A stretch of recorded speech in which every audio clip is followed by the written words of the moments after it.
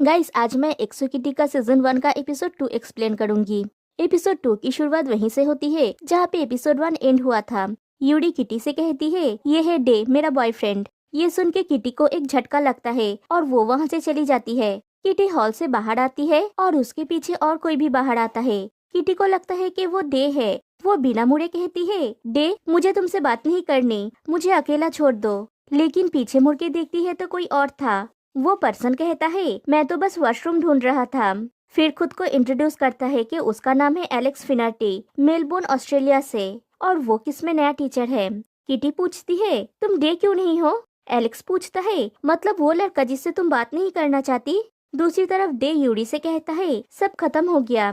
UD उसके कान में कहती है अपने फीलिंग्स को काबू में रखने के लिए, क्योंकि यूडी के फ्रेंड्स भी पूछ रहे थे डे और किटी के बीच क्या चल रहा है। डे कहता है, अपनी चमचियों से कहो अपने काम से काम रखे।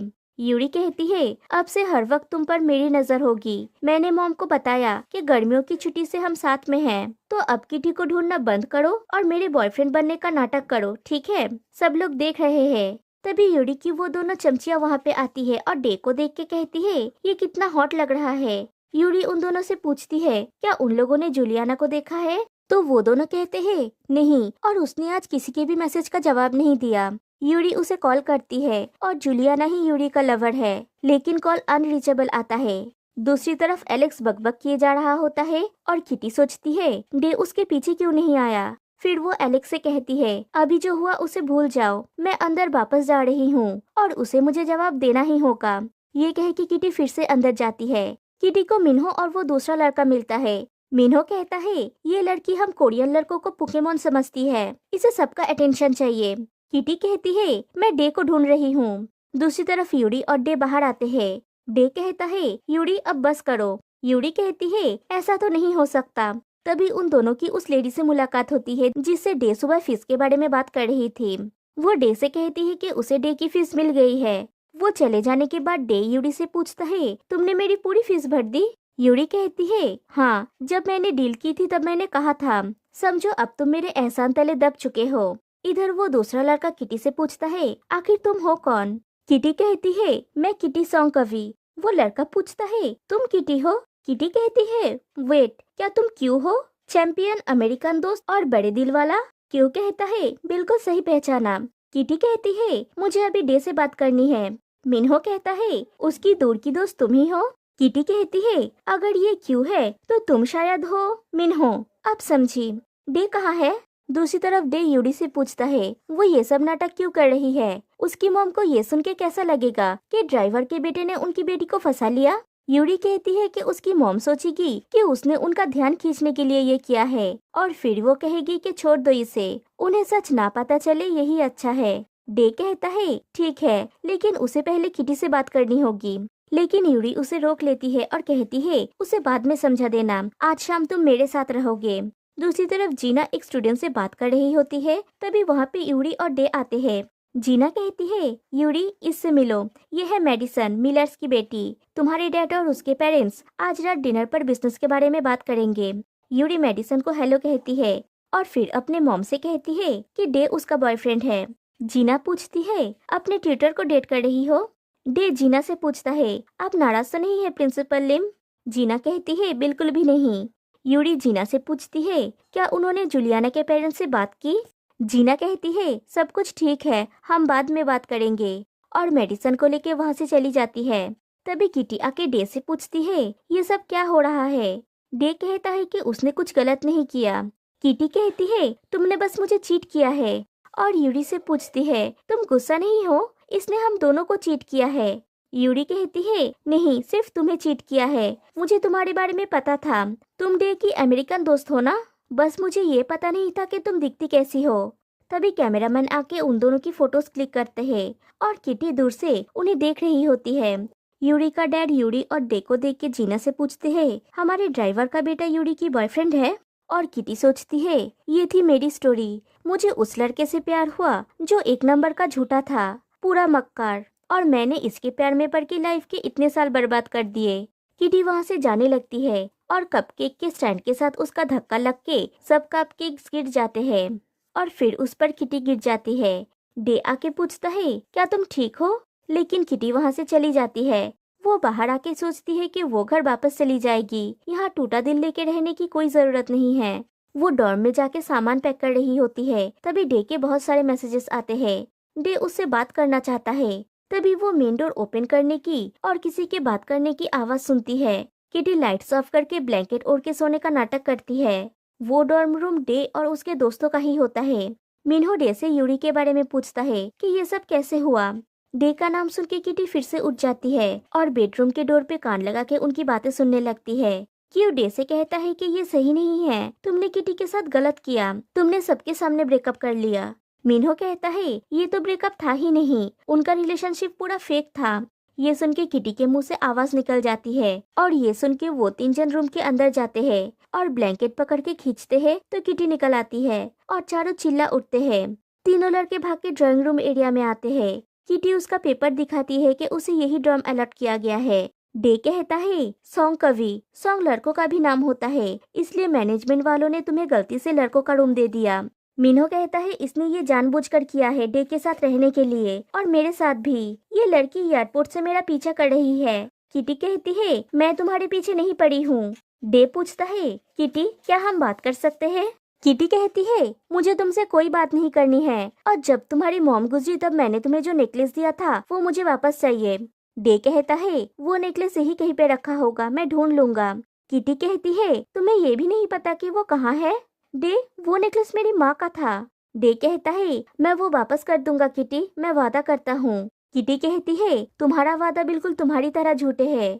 ये कह के वो बेडरूम में चली जाती है। फिर नाइट रूटीन के समय मिन्हो डे से कहता है आज रात के लिए उसे रूम देकर तुम हीरो बनने की कोशिश कर रहे हो जानता हूँ, लेकिन ये कोई हॉस्टल नहीं है। तुमने ऐसी लड़की को पटाया जिसकी फैमिली दुनिया के सबसे अमीर और जानी मानी फैमिलीज में से एक है, तो उसे छोड़ना मत। ये कह के मिन्हो वहाँ से चला जाता है। उसके जाने के बाद क्यों कहता है और तुम्हारा सच्चा प्यार तुमसे बस 10 कदमों की दूरी पर है, उसे जाने मत देना। और दिखाया जाता है डे उस नेकलेस को अपने गले में पहना हुआ ही है। वो रात को मिन्हो के साथ सोता है।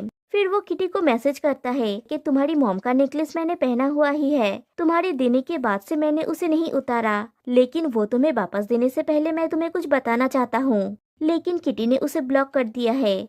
दूसरी तरफ किटी अपने बहनों को सारी बातें बताती है और यूरी उसे जूलियाना ने मैसेज किया है कि वो वेलकम पार्टी में नहीं आ सकती। फिर जब यूरी उसे मैसेज करती है तो देखती है उसका नंबर ब्लॉक्ड है।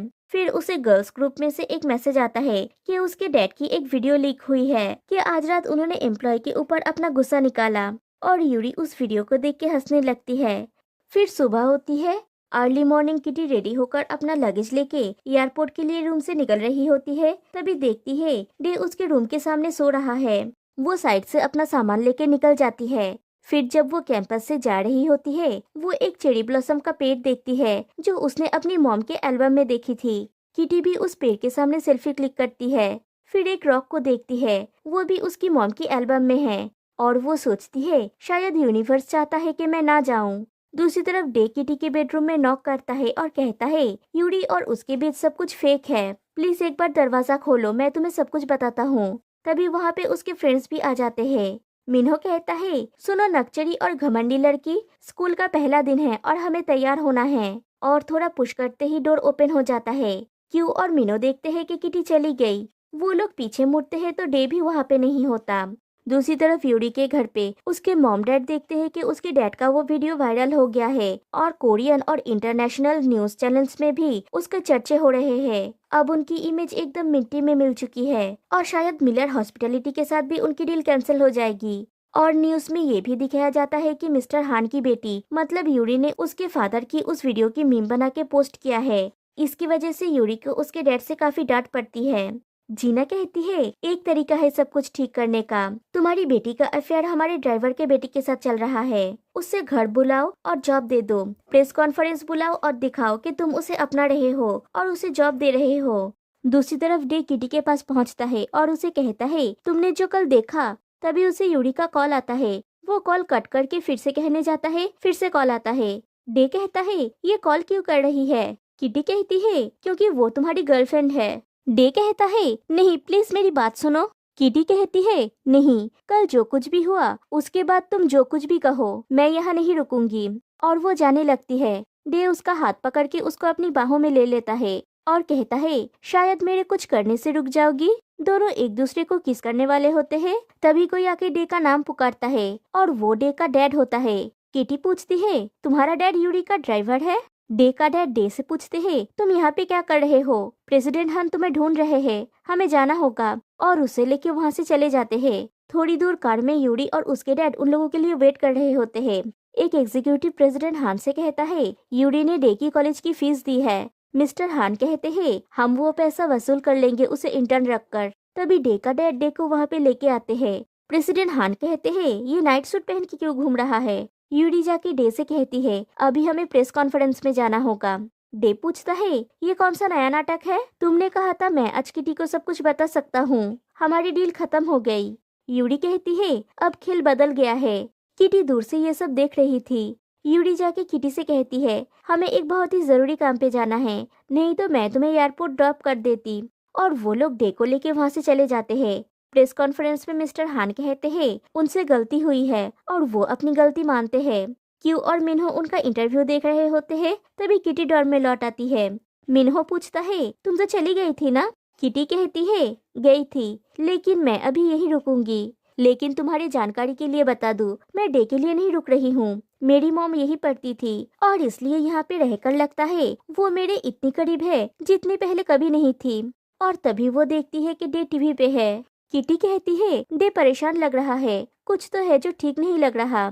मिस्टर हान कॉन्फ्रेंस में कहते हैं, हान होटल एक यूथ इंटर्नशिप प्रोग्राम लॉन्च कर रहे हैं और सबसे पहला इंटर्न है किम दे यॉन, मेरे अपने ड्राइवर का बेटा, जो Korean independent school of Seoul का टॉपर है। और मेरी बेटी और डे एक दूसरे को पसंद करते हैं। तभी एक रिपोर्टर डे से पूछता है, क्या मिस्टर हन अपनी इमेज ठीक करने के लिए ये सब कर रहे हैं? क्या वो डे का इस्तेमाल कर रहे हैं?